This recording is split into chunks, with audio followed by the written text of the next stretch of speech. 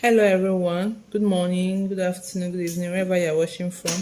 Okay, this is coming from Leco Unique, and we're talking about sewing machine parts. This is hardly a beginner's class. This is a beginner's class for all those who are just trying to learn how to sew and how to use your sewing machine. So it's interesting to know that this is a treadle machine, and also there are different types of machines. We have the hand machines.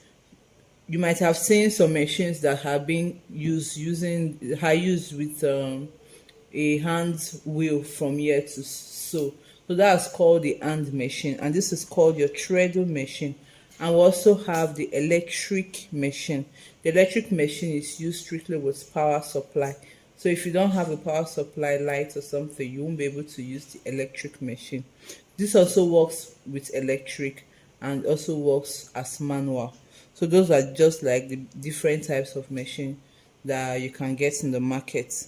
And our machine has three major parts. This part is called the machine head. You see this part of the machine where the whole parts are is called your machine head.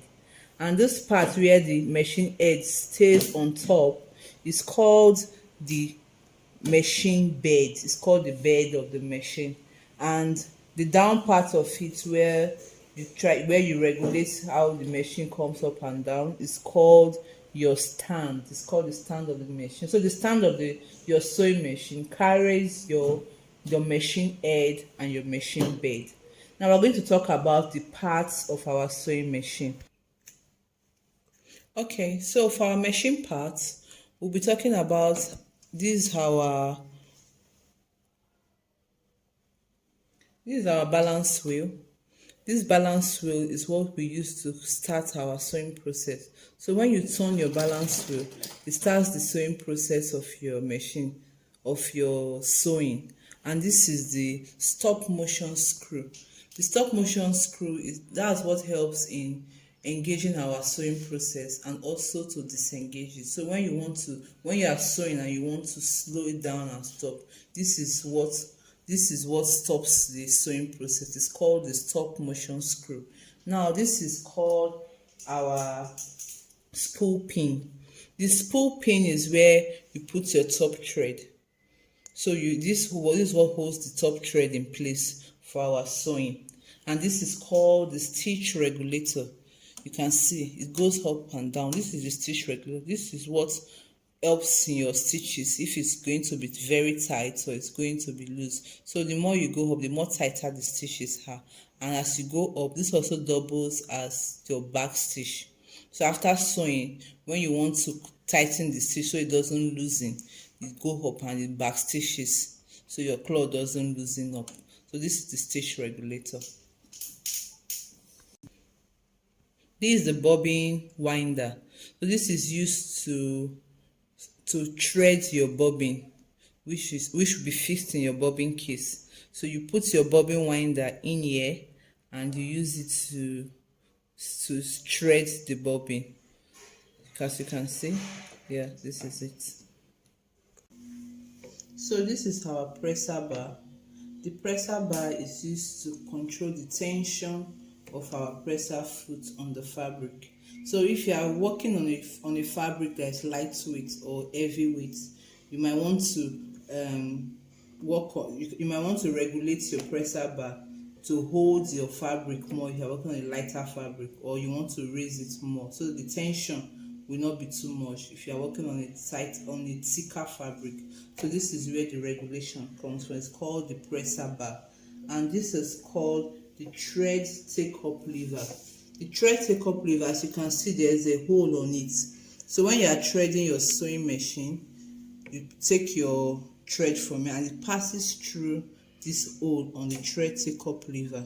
And it also helps in feeding your thread from your spool pin down to your bobbin. So that's what the thread take-up lever does. This is our presser bar lifter.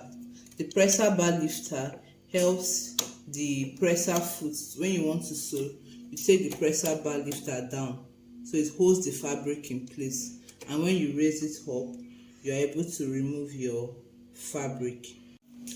So this is our tension disc.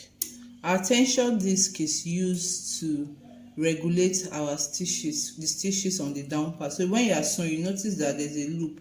It sews on the top part and on the down part. So if the down stitches are not sewn, is not being sewn well, you regulate that stitch to make it sew well from our tension disc.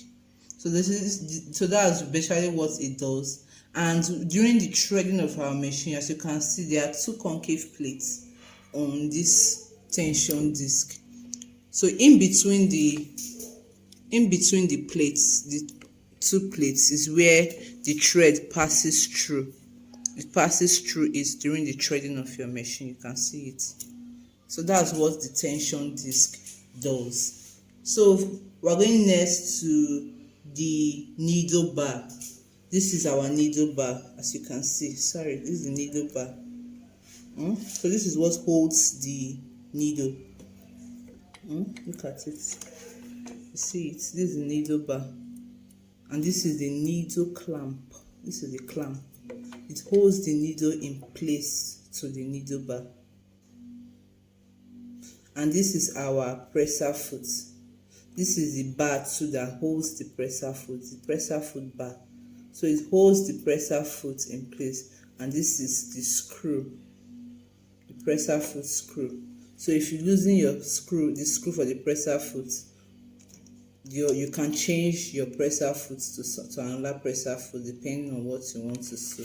So that's what the presser foot does, the presser foot bar and the needle bar. This is the feed dog. You see under, you see that looks like a tit. It's called the feed dog. This feed dog helps in moving your fabric. If your feed dog is bad, no matter how much you sew, the fabric does not move forward. So it helps in moving your fabric forward. This is called the slide plate.